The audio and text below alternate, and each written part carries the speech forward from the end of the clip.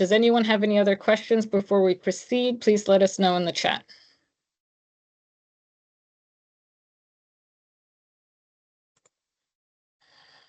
Okay. Welcome, everyone. We are excited to have so many people joining us today. And as you can still hear, they're joining us as we continue through this process. Prosper Canada is very excited to share with you the information about the call for proposals process for the exciting new program of Resilient Futures. We would like to begin today with a land acknowledgement. We begin by acknowledging that we are joining you from Toronto, which is situated upon traditional territories. The territories include the Wendat, Anishinaabeg Nation, the Haudenosaunee Confederacy, and the Mississaugas of the Credit First Nation and the Métis Nation. Toronto is the dish with one spoon territory. The dish with one spoon is a treaty between the Anishinaabe, Mississaugas, and Haudenosaunee that bound them to share the territory and protect the land. Subsequent Indigenous nations and peoples, Europeans, and all newcomers have been invited into this treaty in the spirit of peace, friendship, and respect. Today, the meeting place of Toronto is still the home to many Indigenous peoples from across Turtle Island, and we are grateful to have the opportunity to work in the community on this territory. And we encourage you all to make your own acknowledgements in the chat if you're calling in from other areas across Canada. So please feel free if you wish.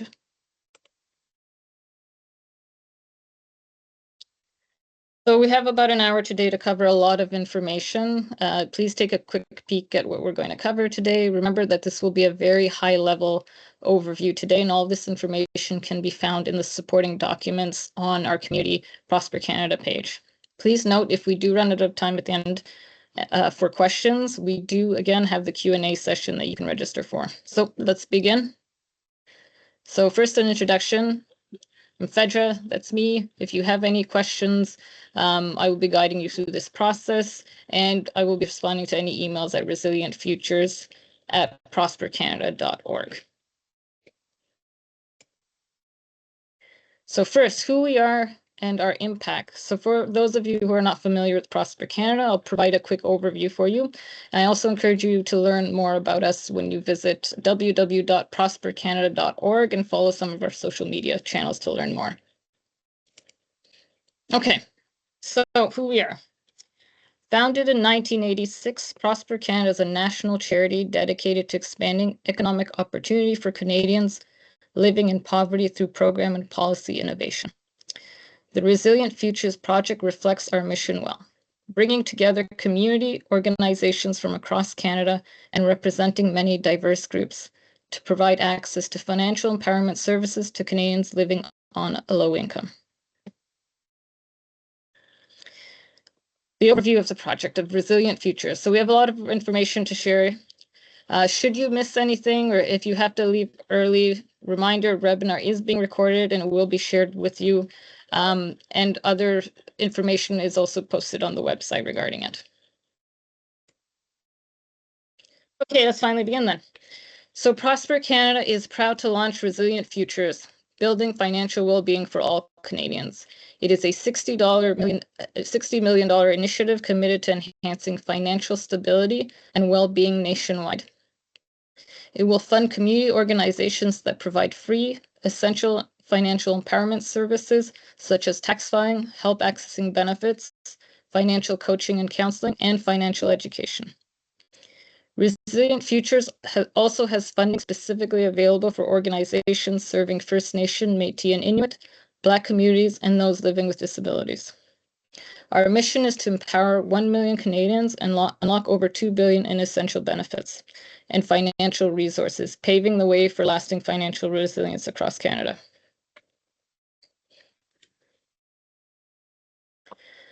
Now, before we go into detail about the three streams, I want to review a few of what we do fund and what we do not fund.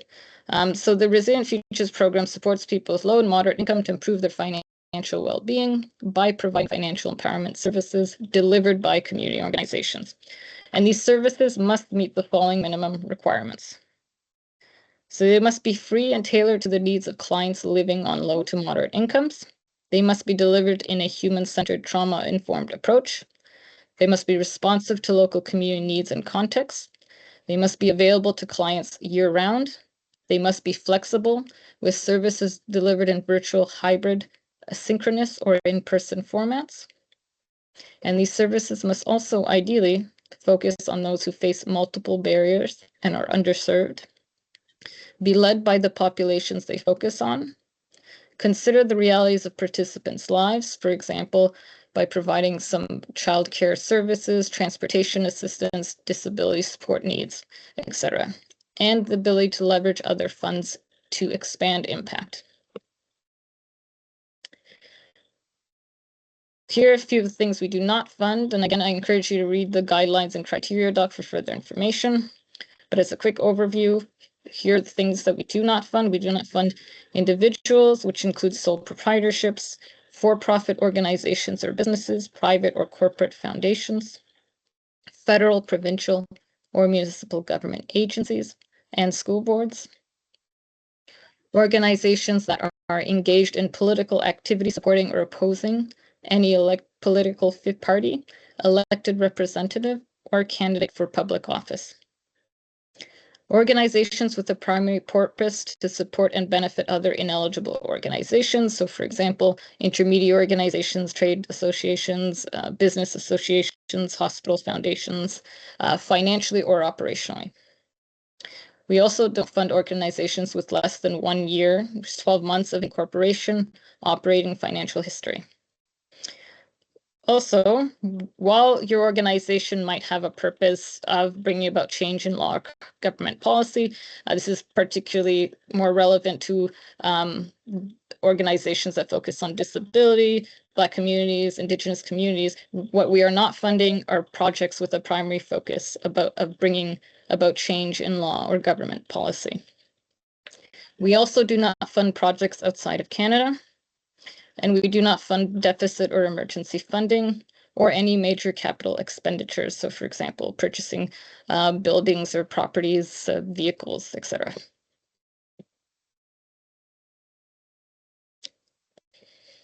Now, it's important to note who can apply and who's eligible to apply. So you can apply for the Resilient Futures projects if your organization is a registered charity as designated by the CRA or a qualified donee as designated by the CRA. There's a list of these registered charities and qualified donees on the CRA website. But if you're not sure what kind of your organization is, please review the listing and contact CRA to confirm that your status is still up to date. Now, there are some additional notes here. For Stream 1 or 2, nonprofits must apply in partnership with the registered charity or qualified donee. So, meaning the charity will act as a fiscal sponsor while the nonprofit will be the delivery organization for the project. For Stream 3, nonprofits are eligible to apply directly if their mission aligns with Prosper Canada's and aligns with project goals and criteria. In just a moment, I'll explain about the different streams, but just a quick note on the project duration before we get started on that. So projects, once approved, will start in October of this year and run until March 2029. This means that all funding awarded must be spent between October 1st, 2025 to March 31st, 2029, and all reporting requirements and targets must be met by the March 31st, 2029 deadline. So this gives everyone about 3.5 years to deliver their programs and services. So now we're going to get into more detail about the 3 funding streams. Again, this information is quite detailed, so I'll only be able to provide a high-level overview. For more information on the 3 streams, it's important to review the different application streams. So if you're looking at the hub stream or the partner stream, each individual stream has their own application instructions document that you will find on the website, along with reviewing the guidelines and criteria and facts and glossary. And Sharmeen, if you can add the different streams, the documents into the chat for the application instructions for the Hub Partner and Growth Partner stream. And we can also link to the website where all of those are housed as well.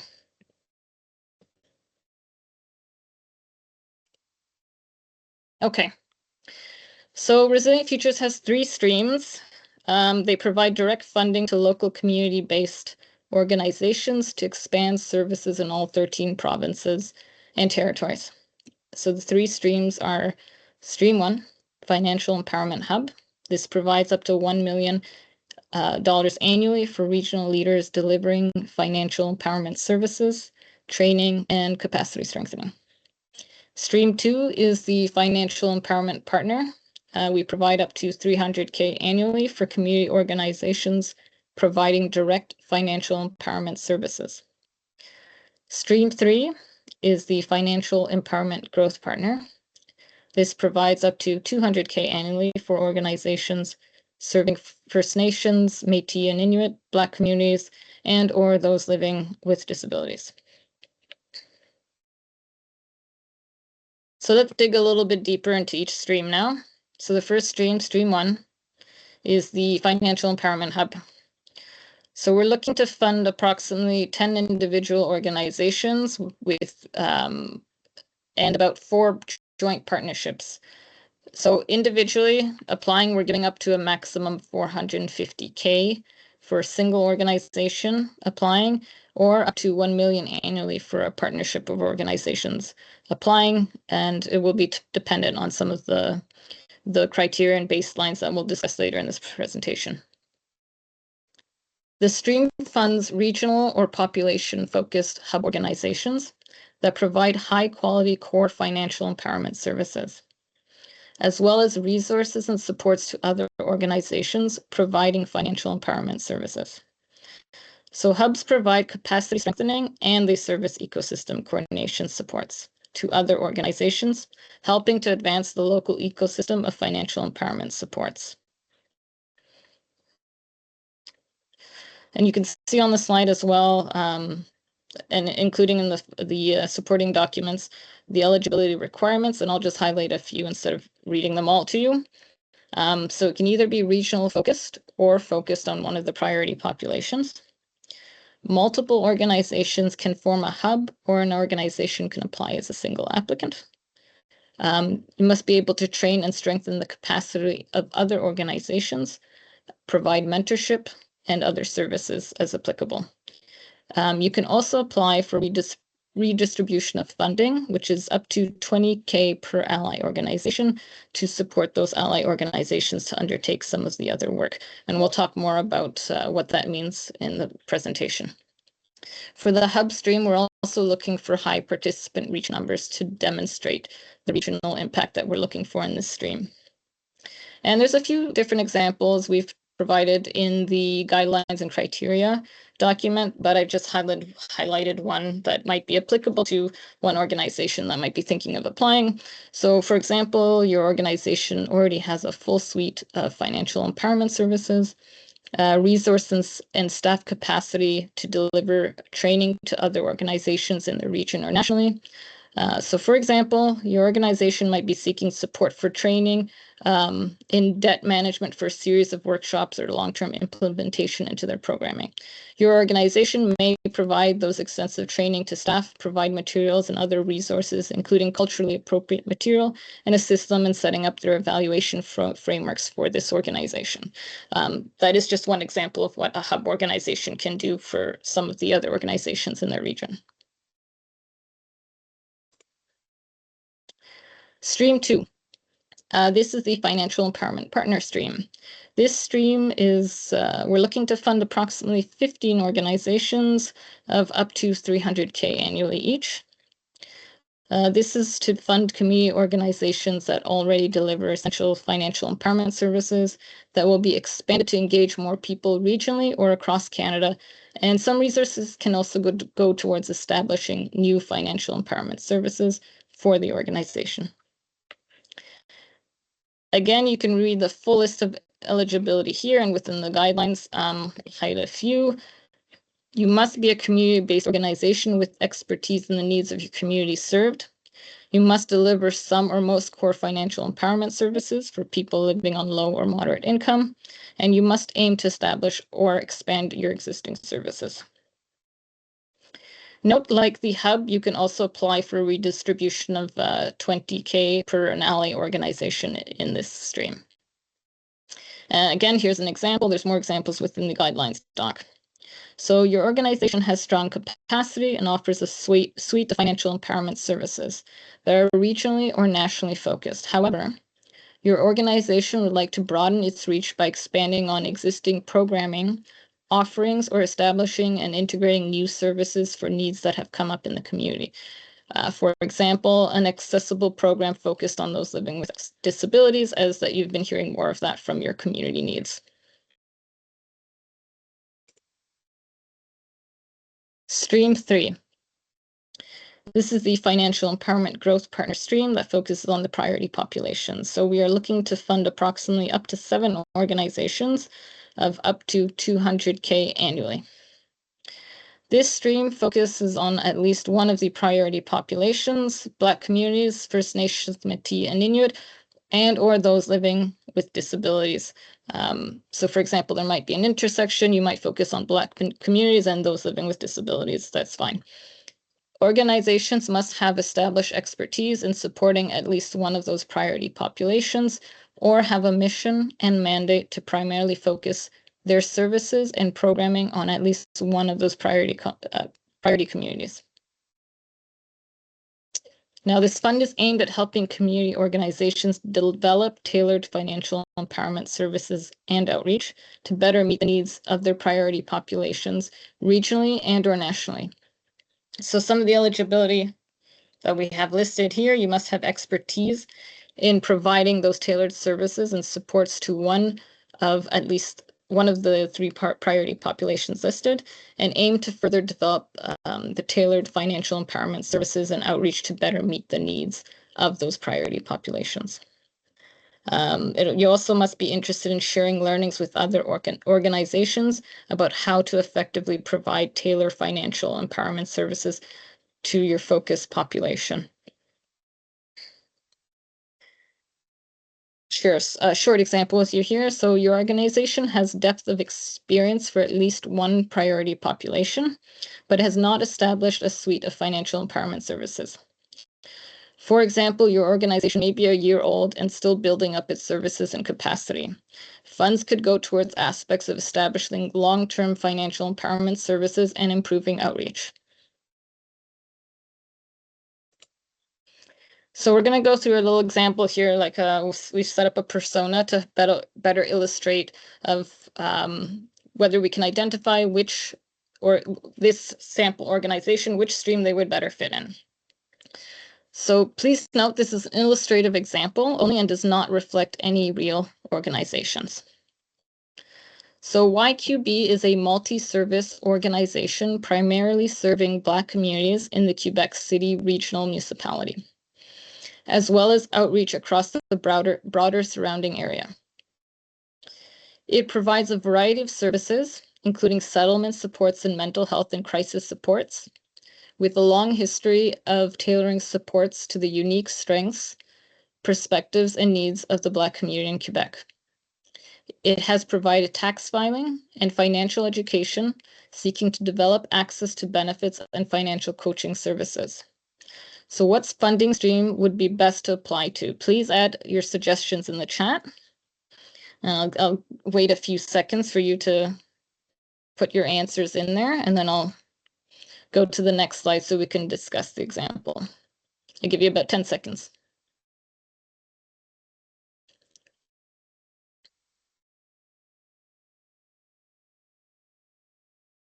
So the 3 streams: hub, partner, or growth partner. Okay. So let's discuss. So while YQB has both strong population focus and experience delivering some financial empowerment services, because they don't currently provide all financial empowerment services, they are ineligible for Stream 1, which would be the hub stream. YQB could apply to Stream 3, which is the Financial Empowerment Growth Partner that focuses on the priority populations, Because they are focused on Black communities, but the focus of Stream 3 is largely for organizations who have little or no prior experience providing financial empowerment services. So it would not be ideal for YQB. What YQB should do ideally is apply to Stream 2, which is the financial empowerment partner. This stream is for organizations who already provide 2 or more financial empowerment services and who are hoping to expand the reach of their services and potentially expand the services they provide. So hopefully this example will help you navigate some of the decision-making processes when you're trying to decide what stream you want to apply to. And if not, we're always available. Please email us and we can always have a discussion regarding fit. So here's some other considerations to take into account. So one of the things that was brought up earlier was the funding baselines. When applying for funding, you can specify in the amounts requested for your project, as long as they are within the specified band. So for example, if you're asking for the maximum of 300K in the partner stream, you can't ask for an additional amount if you're asking for ally organizations to also be included in this. So for the bands here, please be sure to read them. It's also in the guidelines and criteria doc. Funding request will be assessed against the impact potential of your proposed project. For direct service delivery, we recommend using a funding baseline of 100K requested for every 1,750 clients reached through tax filing, access to benefits, and financial coaching or counseling. Because tax filing services typically cost less to deliver than the other services, this funding baseline is recommended for a service mix of approximately 70% tax filing, 15% access to benefits, and 15% financial coaching or counseling. And if you require additional funds to support clients that are hard to reach or to deliver a more costly mix of services, so for example, if you focus on financial coaching and counseling instead of tax filing, you may request funds above the baseline amount. This is a little bit more hub specific, but hub funds required to support your capacity strengthening and service ecosystem coordination. Those roles were not included in determining the baseline, so you may request funding amounts beyond the baseline to support the roles that the hub is expected to play.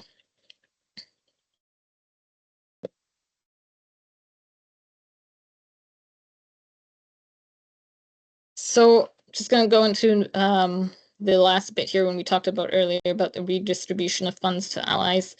So a few additional points to mention. For stream 1 and 2, it's only applicable to stream 1 and 2, which is the hub stream and the partner stream. There is an option, it is not required, but it is an option where you can redistribute some of the fundings that you've requested to support ally organizations in your ecosystem. So up to 20K is available to be redistributed to the ally organization. These ally organizations may play an important part in helping to reach vulnerable communities by brokering connections, hosting events and services provided by your organization, and providing feedback and collaboration to help you adapt your services to meet the needs of the community. Now, please note, this is not in addition to the funds that you're requesting. So if you're requesting up to 300K in the partner stream, you must take that into consideration if you're asking for a redistribution of funds. So if you're looking to fund 5-10 organizations at 20K each, that has to be part of the 300K that you're putting in your budget. There's also some added steps that will be taken when it comes to the contract portion of it, as there has to be a sub-agreement signed between all parties.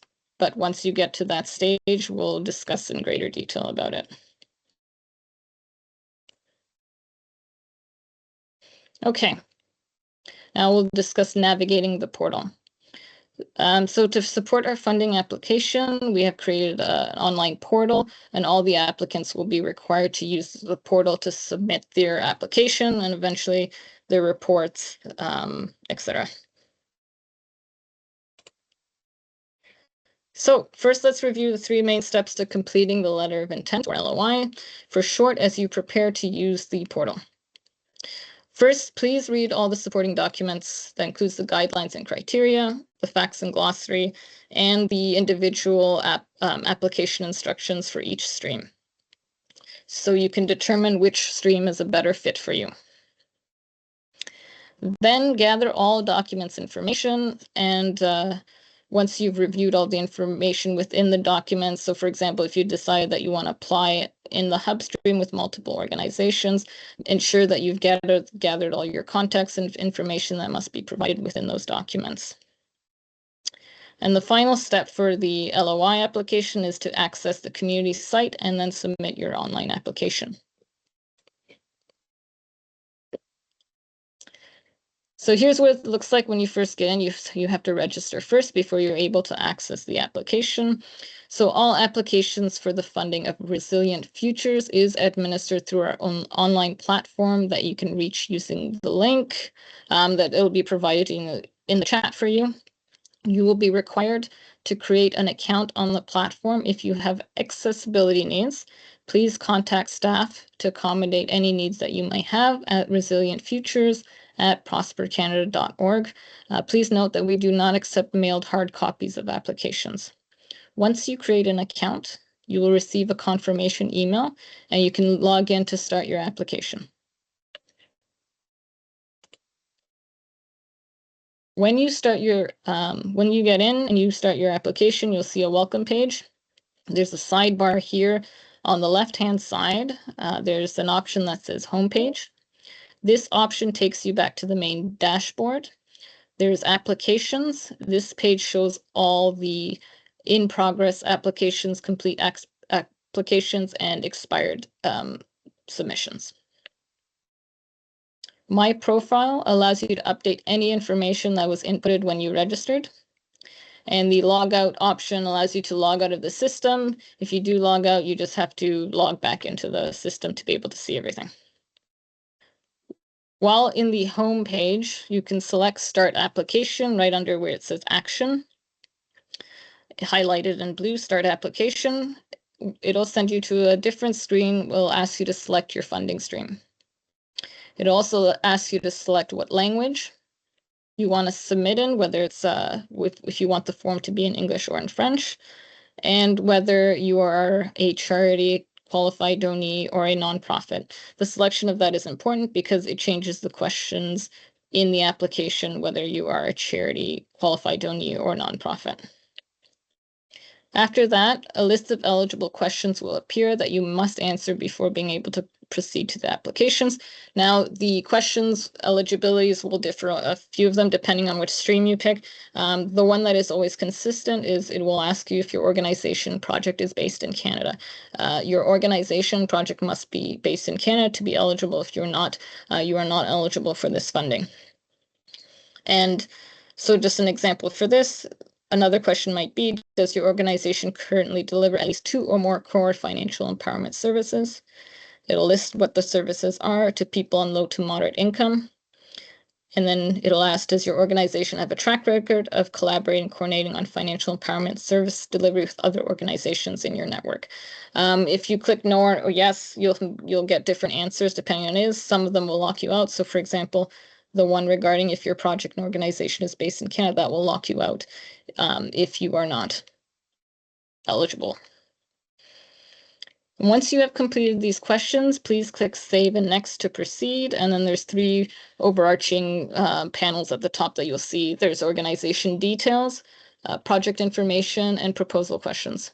So to proceed, in order to submit the application, anytime you see a red asterisk anywhere, you must fill that out. Otherwise, it will not let you save and proceed and submit your application.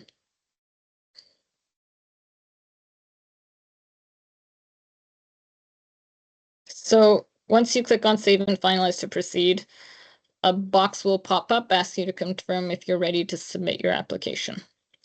Once you click OK, it will submit and you can no longer make any changes to your LOI application. As you can see with the example here that we've posted, that's what will pop up when you're trying to submit it. So once submitted, the message appears. This is thank you. We have received your information successfully.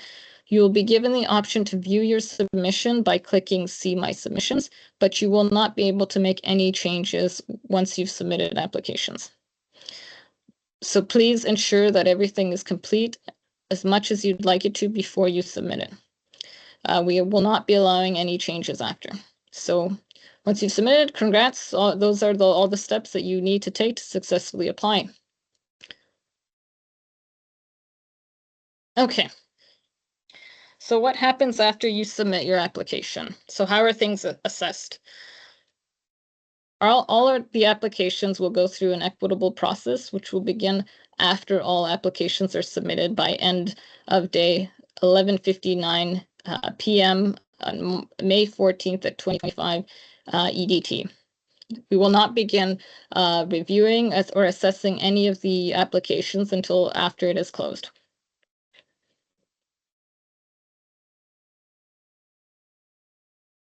So what are we looking for in the organizations when it comes to receiving funding for the Resilient Futures project? All streams are assessed using the following criteria listed in this slide and in our supporting documents. It's in the guidelines and criteria document. Just to highlight a few here, the project must respond to an identified community need. There must be a reasonable budget with aligned work plan. It also must align with Resilient Futures goals. And it must have a likelihood of sustainability and/or growth trajectory in financial empowerment services, and a strong organizational track record and capacity.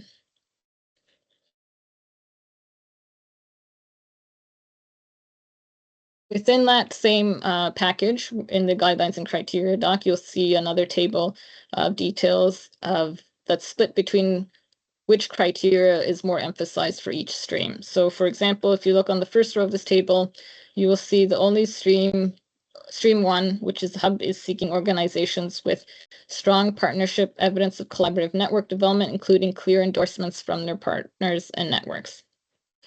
Similarly, for stream 3, one of the big requirements is an organizational history of promoting and advocating for inclusive and appropriate services for one or more priority population groups.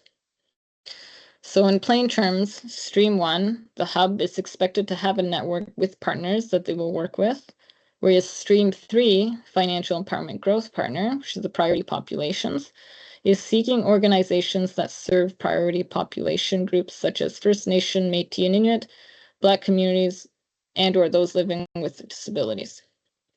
This chart can also help you determine which stream you're best suited for, and we will use it to ensure the applications we receive meet the required criteria for each stream.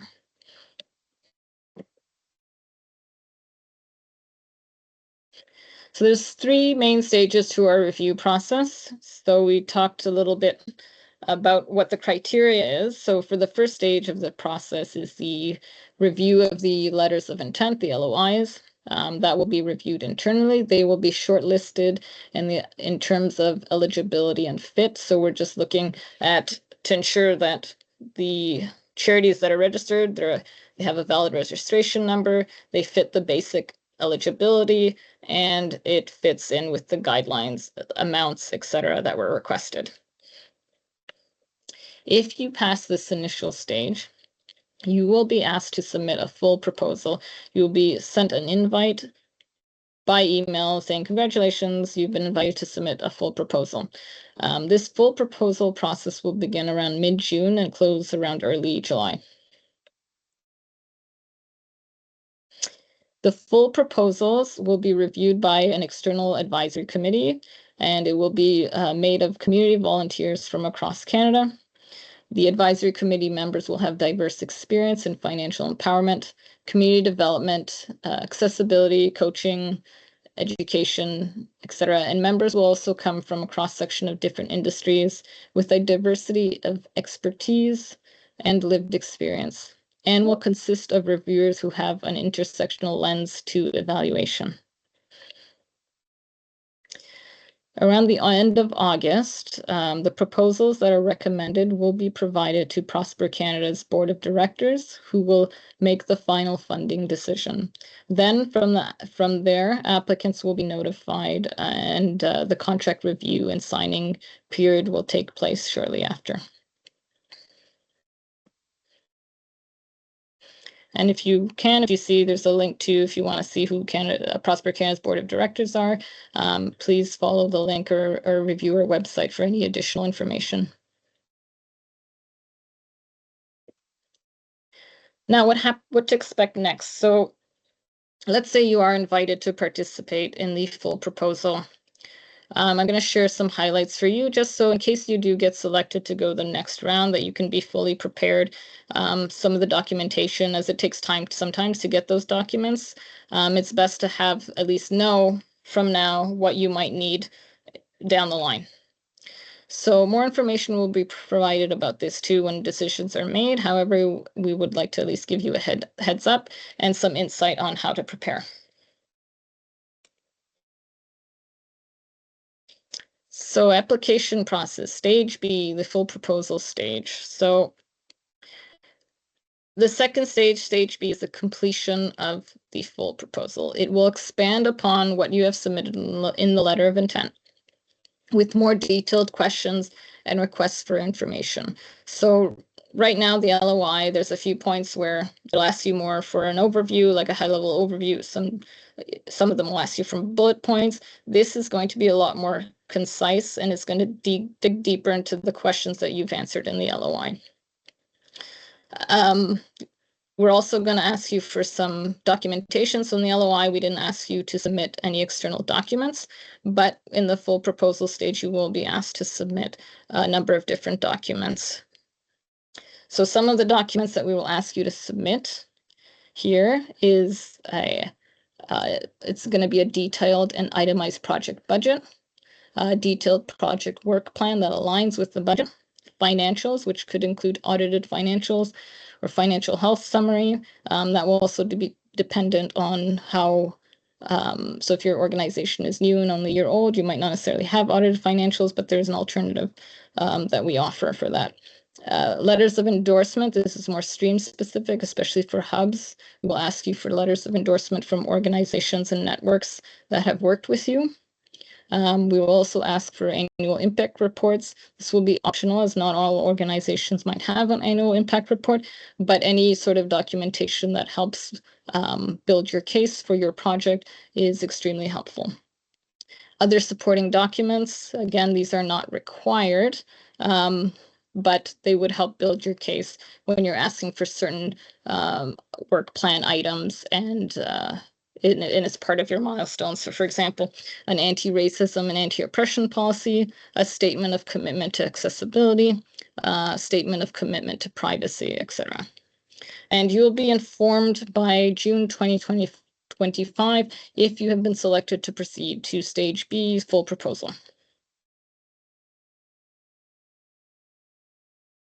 Now, what to expect if you've received funding? Should you be granted funding? There are a few key dates to at least be aware of, as well as a list of eligible and ineligible expenses.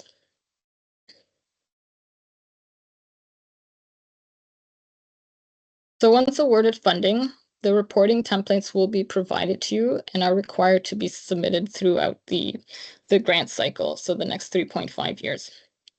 A list of due dates will also be provided to you and will be part of your contract agreement. Reporting will also include financial reporting as well as quantitative and qualitative outcome measures.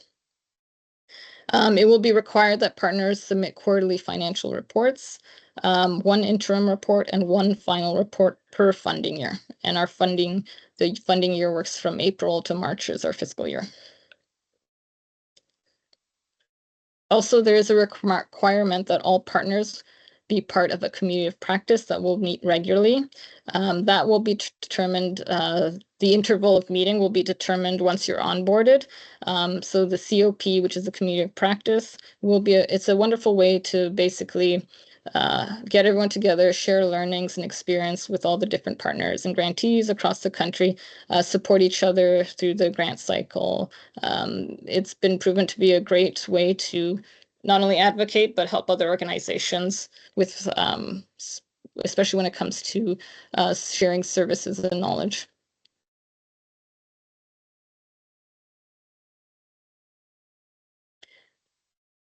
Okay, so now we're going to briefly review some of the eligible and ineligible expenses.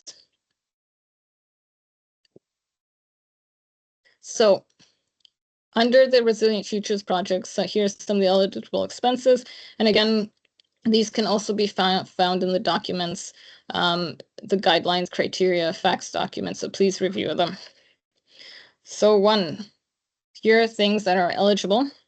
Financing of project activities carried out by staff or an external professional consultant related to the project criteria, goals, and work plan. Legal, financial, or other technical expertise, advice, guidance, and services. Incremental staff expenses dedicated to carrying out activities and admin costs related to the project, up to 15% of the project budget. And expenses related to stakeholder partner community meetings, consultations, for example, room rentals, audiovisual, digital equipment, printing, translation, interpretation, etc. Travel expenses deemed essential to the project. Expenses cannot exceed the rates set out in the directive of the management of expenditures on travel, hospitality, and conferences. Please see Appendix A, Section 2.3 of Canada's Treasury Board for more details. And if it's still confusing to you, please reach out at resilientfutures@prospercanada.org. Again, please read the documents for further information. And here are some of the ineligible expenses. So projects from individuals or sole proprietors are not eligible. Projects from federal, provincial, municipal government agencies and school boards are also not eligible. Projects from profit-based organizations, some of them can be involved in a project, for example, as a consultant, but funding cannot be made directly to them. All funding will be made to the charity or qualified donee, whether you want to hire them as a consultant for a certain piece and it makes sense within the budget and work plan, we will review it. But we also do not allow deficit and emergency funding, and we do not allow projects outside of Canada. Again, major capital expenditures are also not covered. Purchasing real estate, land, etc., or any other core operating expenses unrelated to the delivery of this project. We also do not cover the cost of alcoholic beverages when it comes to any sort of travel or meetings. So before we begin our question period, I'm going to review some of the important timelines for the Resilient Futures project. So an overview here. Here's a process and decision timeline. So the application launched April 7th, and you have until May 14th, 11:59 p.m. EDT before it closes. I encourage you all, if you have any questions, even outside of these meetings, please come to the Q&A. Please email resilientfutures@prosper.org, set up calls, set up meetings if you're still not sure of where you fit into the funding streams. Between May and June, LOI proposals are shortlisted, and by early June, invitations will be sent for the full proposal stage, and any unsuccessful LOI proposals will also be notified of this page. So regardless, you will be notified of the status of your LOI at this stage. By mid-June, the full proposals will open, and by early July, the full proposals will close. Between July to August, the advisory committee review will take place. And by end of August, the board of directors will approve the advisory committee's suggestions. And by October, all full proposal applicants will be notified of funding decisions and projects can begin.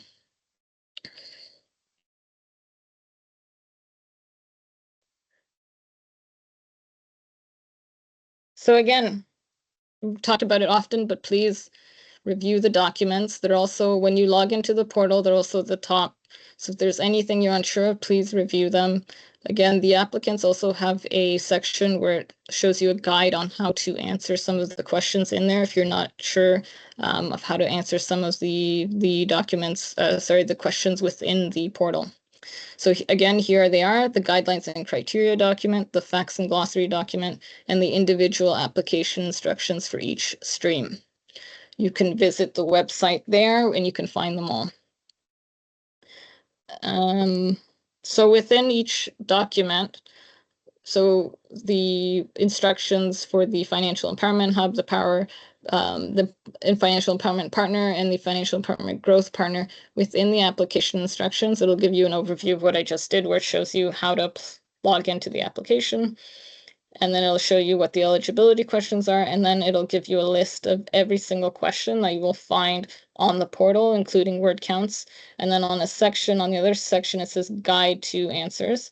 And it just gives you a little bit of information of what we're kind of looking for when it comes to those questions within there. And then it gives you a total word count of what it is. So it gives you an idea of, like, if you want to write in a Word document and then transfer over it, you know what the word count is. And with the guidelines and criteria, it's an overview of the guidelines for the project and for each stream. And then the facts is just frequently asked questions and a glossary. So for example, if you're not sure what we mean by ecosystem in resilient futures, it gives you a description of what it means within that context.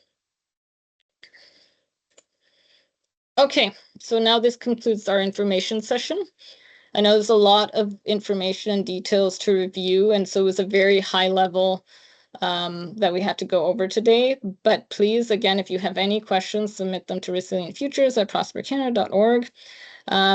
We have some remaining time for questions, so please add any of the questions to the Q&A, and we will select the ones we think are most relevant to the entire group. Questions that we're not able to answer during this time, we will answer and post them either in the next Q&A that comes up, or you can just email them directly. So, but we'll try our very best to answer as many as we can in a timely fashion as we can, so. Okay, I have a couple of questions for you, Phaedra. Thank you so much. The first one is, if funded, will Prosper Canada be providing the quantitative and qualitative outcome measurements projects are to use? Yes, you will get an exact, you will get a whole list, and in terms of the methodology as well. So yes, the short answer is yes, you will have all that information.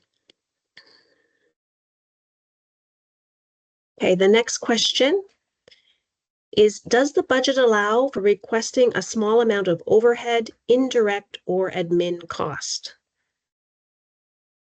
It's 15% of admin cost, up to 15% admin cost.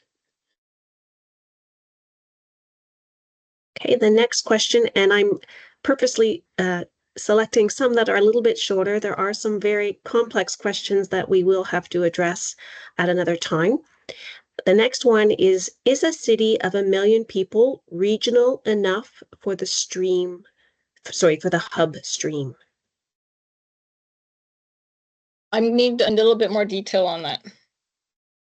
I think they're asking if they were to apply as a hub and serve a city of 1 million people. There were a couple of questions of sort of like what amount of people in terms of a region. How would you define a region? So there's some similar questions that I tried to capture it there. Oh, so they're saying if they're an individual organization applying for the up to 450K for the hub, and let's say they're focused in Toronto, for example, that has X amount of people, could they be considered? It depends on whether they have the other requirements. Like, do they offer a full suite of services? Do they have the staff capacity to offer all the other training services that are involved? And if they want to talk more detail about it, because it's a little bit vague, they can just email as well. Okay. And one other question is, how will you make sure that French and English applications will be treated equally? So translation from French to English can be atrocious sometimes. Will you have bilingual reviewers? Yes, we do. We have bilingual reviewers who will review, and the applications have been thoroughly vetted by French speakers. whose French is their first language. So we have reviewed everything to ensure that is aligns as closely as possible. All right, thank you. And is it required to have pre-existing financial empowerment services? How would you define a financial empowerment service? For example, could you expand general coaching services to include financial coaching? So there's the four, let me just get them up for you. There's the four that we basically established as the services. So tax filing, help accessing benefits, financial coaching and counseling, and financial education. Now, if you do not have any of those, but you are servicing the priority populations, which is the growth stream, you can apply to that stream, but you must be serving one of the priority populations. Great. Another question that comes around training is for organizations that only do tax preparation. Will there be any training to provide financial literacy? Are they talking about after if they get funding? Yes. Yes, there is. So what we're building out is a capacity strengthening work plan. So the idea is that once onboarded and you get funding, we will be offering different services to help build out any other services or wraparound supports that your organization might need. Great. There was also a question with regards to, there's a couple of questions about people being able to jointly work on an application. So on the portal, whether more than one individual would be able to contribute to the application process. Yes, it's a great question. So when you're in the application, in the top corner, in the top right-hand corner, you'll see a blue button that says Manage Collaborators. If you click on that button, it will ask you to submit the name and email of the person you want to send it to, and then they can go in and add in whatever section they need to add in. Great. I think I have time for one more, and that would be, could funding be used to cover fees for replacing missing ID needed for tax filing or getting medical forms filled out or travel to specialists to have medical forms completed? That one, please email me that one in particular. I need to have a deeper discussion on that one. All right, I'm just seeing if there's any others. Unfortunately, many of them were in the chat as opposed to the Q&A, and they get a little lost. We are documenting all of the questions, and so as Phaedra said, we will circle back and make sure that these are documented for the upcoming Q&A session, and we'll also be compiling them together so that we can answer them appropriately. I'm going to just check if there's any others that we can sneak in the time that we have left.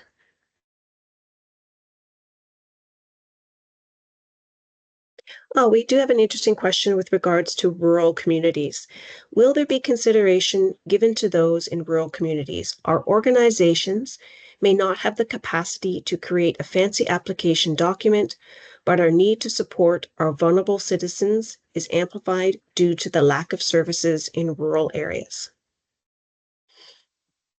Yes, so we are looking at rural and remote locations as well.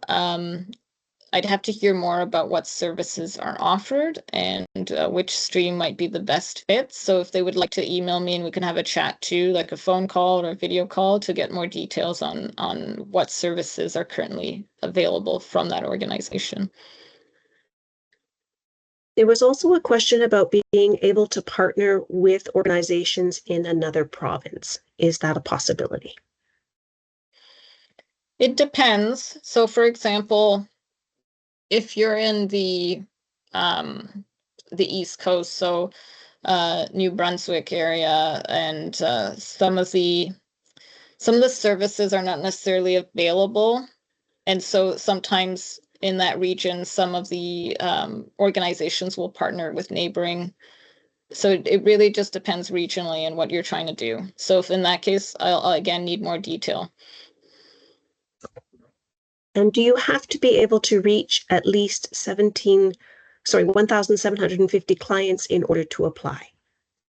That is the baseline that we're looking at. If there's other things that come up that you feel, for example, if there's a different mix that you're looking at, if you're servicing a priority population, some of those considerations might be a bit different. But if you're applying for a hub stream, it is quite critical that those are the numbers that we're looking at. And one other question that might be difficult to answer in this context, but we'll give it a try. Is there any way to quantify high reach numbers? So I know that term was used in the presentation. Yeah, so if you look at some of the baseline numbers, essentially what we were talking about when it comes to high reach is that if you're asking for 100K, the high reach has to be 1,750. So it just has to align with the money amounts, essentially. Wonderful. Those are the most of the questions that I think we're able to answer within this time. Many of them are much more complex, so we will take a look at them and have some answers ready for the upcoming sessions. I'll pass it back over to you, Phaedra, to end the session. Thanks. Thank you, guys. Yes, and we'll compile those questions too into the next Q&A session as well, as many as we can. Any of them that are too complicated, again, as Jenny mentioned, please email, reach out anytime. We can have a phone call, chat, or just through email, what is most comfortable for you. I've made available to answer any of your questions when it comes to the process. So big thank you to all of you for joining us today. I know it was a lot of information, so thank you for all your patience. And I'm just going to put this slide up here to just in case you need some more information regarding where to contact us. So here you go. Here you go. So here again is the website. Website for Prosper Canada that gives you more information about what we do and some of the services we offer. And then the login or register is the page where you go to access the applications and the application documents. And the last one is the Resilient Futures at prospercanada.org. I recommend email. It's the fastest and easiest way to get to me, and I check my box pretty frequently. So that's it for me. And we still have a lot of questions coming in, but we've reached 3 o'clock. But these are really great questions. Thank you for everyone for participating in this, and we'll get to answering as many as we can. And remember, please, if you can, sign up for the Q&A session so we can go into some depth into that. I'm going to be ending the meeting at a hard stop now at 3 o'clock. I think if you continue to add things to the chat, we will be able to see them. If not, please email us at the email address provided. So thank you, everyone.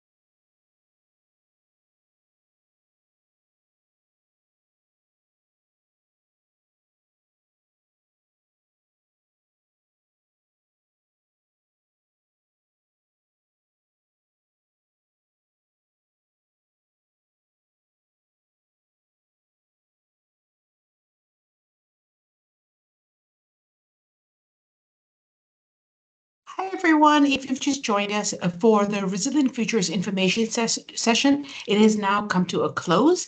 We will be sending the recording of the session and all the links that were shared in a follow-up email in a few days. If you have any questions, there's also information on how to get in touch with us. So thank you very much for joining us. I will be ending the session right now. Thank you.